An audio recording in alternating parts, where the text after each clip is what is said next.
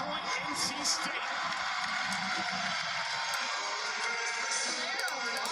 Rising to the occasion. The 322, she puts the ball perfectly low to the tape. That ball has so much movement. Great serve by Clara Vaudrin.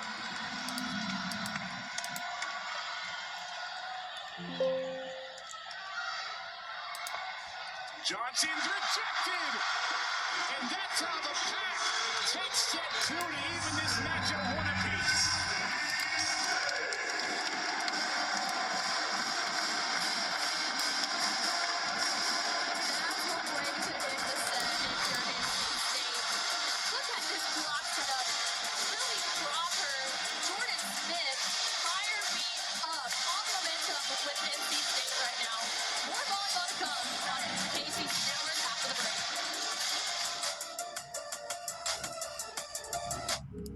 We talk forever about the future, worry about it, or wish it closer.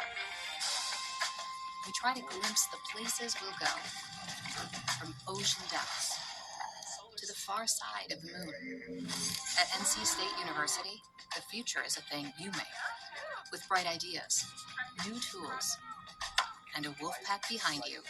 Tell us where you're headed. We'll help you get there. NC State. Think and do. Welcome to Athletes Unlimited Pro Volleyball. 44 of the best players on the planet on 4 teams. Let's go to set point in Connect, where Fairfield leads Yale 20-18. And they're going to do a challenge. I guess we'll go to Yale. I guess we'll see the challenges. Shouts from all 6 players on the floor saying no touch, then could be something in it.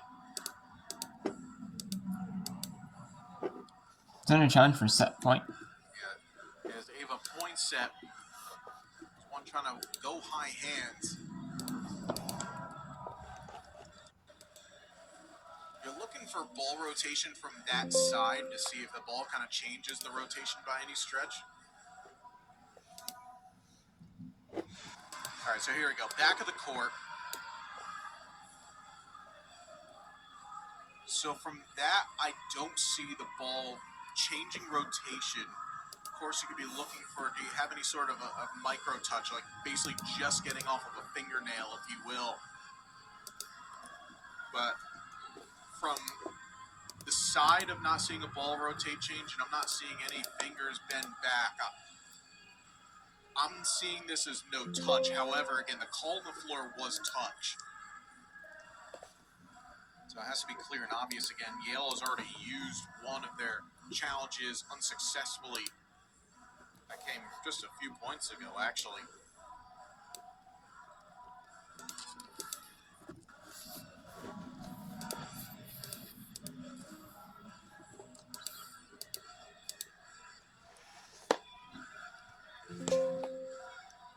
Still having a long look at it now. It seems that our down official has a call.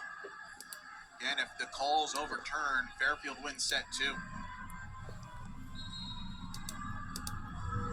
Okay, so call stands.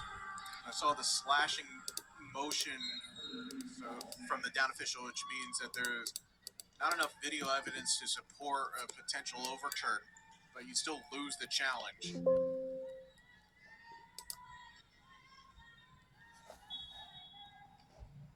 Still now, Yale have to stave off another 6 Fairfield set points.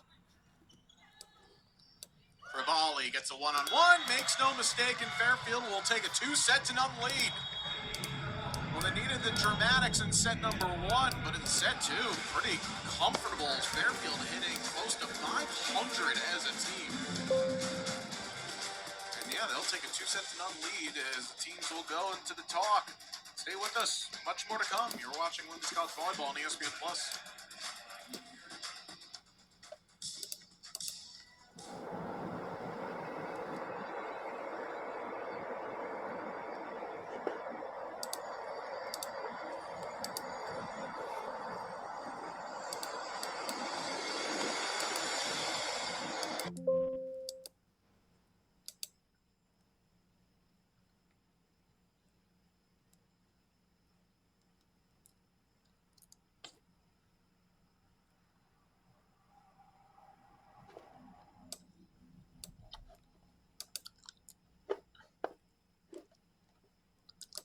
Well, I guess we'll go to Omaha Cream. We're in a bit long delay right there for maybe review. Still going on, so I don't know what they're doing now. So we'll go back to Crean, Omaha Crean women's soccer match. Omaha on the road up 2-0 over Crean.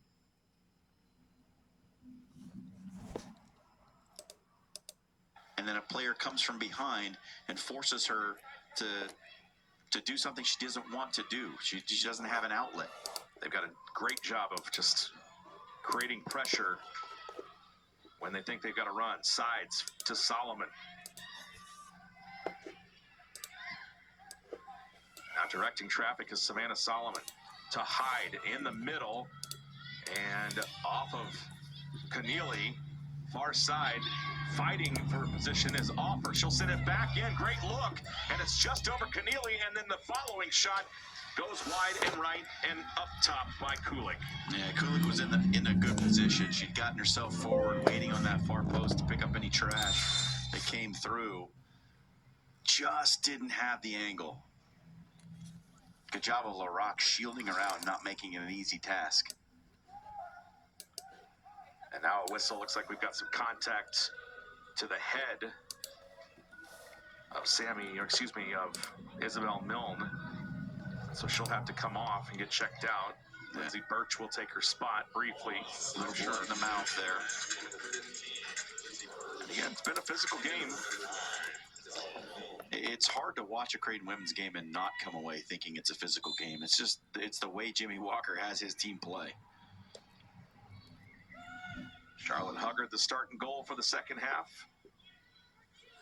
It's her third start of the season. She's played in 4 matches. And it's a Maverick throw-in. On the far side, the men will play at 7:30 here from Morrison Stadium with both squads.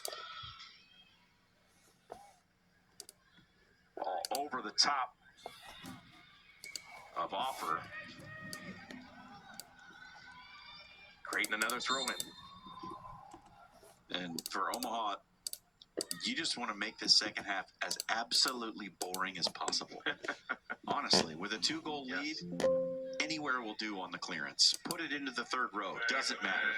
Make this game absolutely a slog for Creighton as they try to claw back from 2 goals down. Milne back in for Birch. And I've heard it said in the game of hockey, I don't know if it applies. The 2-goal lead is most dangerous. 2-goal lead is most dangerous just because of what? That's the strangest thing that I've heard, but it comes true more often than not. Well, I think it has to do with momentum, right? Because you're 1 play away from only having a 1-goal lead. And with a 2-goal lead, you feel a bit more comfortable, maybe a little bit more relaxed. Sent in, and there's Huggard right on top of it on the long ball sent from Clara Kulik.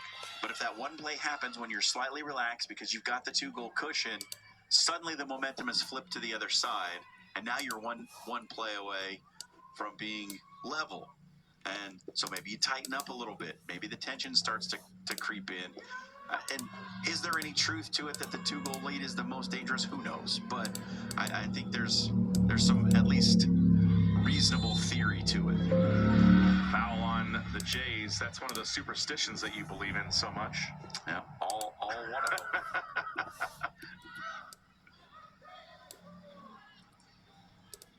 I saw you walk in here and throw salt out over your shoulder, and you got enough people in front of us in the stands. What you don't know is that I have a yellow ribbon tied around my toe.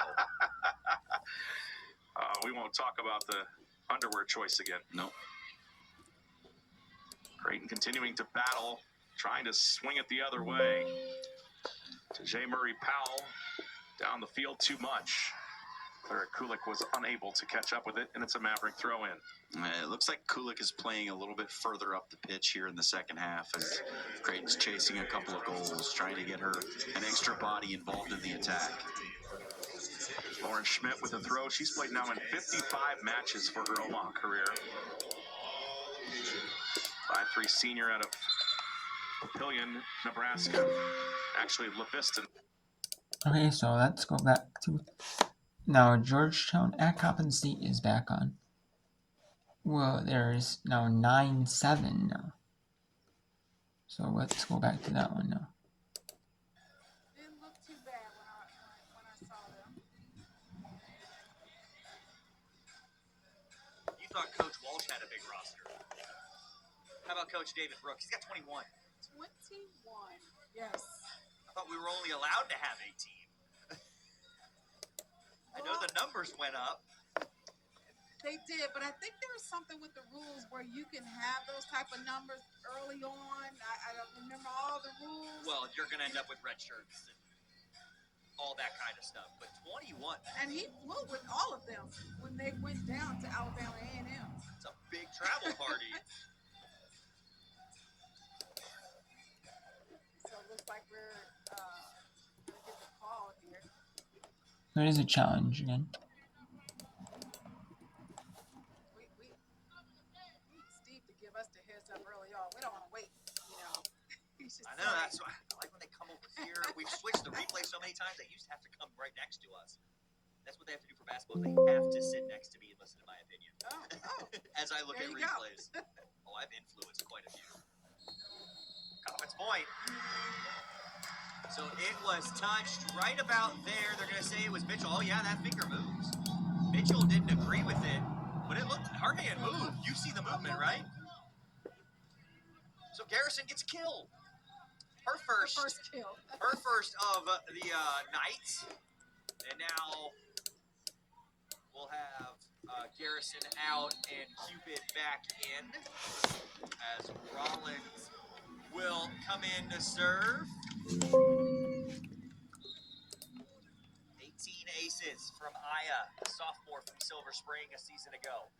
Just one on the year, though, for her. Coppin leads by 4 as we are back underway. Errant pass. They're going to reset here with Stafford rolled to the back row. Pushed for Mitchell, who is roofed by Cintron and Cupid. Wow. Nice block. Cintron fired up, I might add, after that rejection. I'm going to say that she was the one that got her hands to it. You going to give her the solo block, Kyle? Not on that one. Okay. Maybe not on that one. But I'm going to say that her hand was the one that got the volleyball. Tight ball back down. Mitchell is able to get there. 11-7.